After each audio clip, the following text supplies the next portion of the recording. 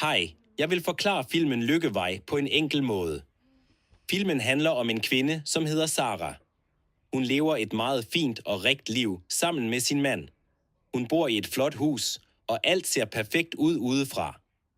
Men en dag finder Sara ud af, at hendes mand har en anden kvinde. Det gør hende meget ked af det. Hun føler sig svigtet og alene. Derfor flytter hun væk fra sit gamle liv og kommer til en lille vej, der hedder Lykkevej. I starten er det svært for hende. Hun kender ingen mennesker der. Hun er heller ikke vant til at klare praktiske ting selv, fordi hendes gamle liv var meget komfortabelt. På Lykkevej møder hun forskellige naboer. Nogle er sjove, nogle er mærkelige, og nogle har også problemer i deres liv.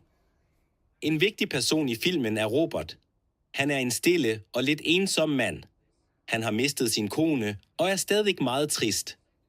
Mange naboer forstår ham ikke rigtigt. Sara og Robert begynder langsomt at tale sammen. De hjælper hinanden, og deres venskab bliver stærkere. Filmen viser, at lykke ikke kun handler om penge og store huse.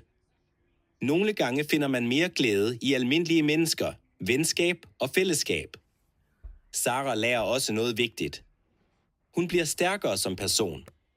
Hun lærer at tro på sig selv og starte et nyt liv.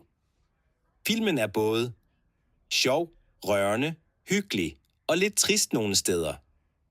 Det er en meget dansk film, fordi den viser almindeligt hverdagsliv og følelser på en rolig og realistisk måde.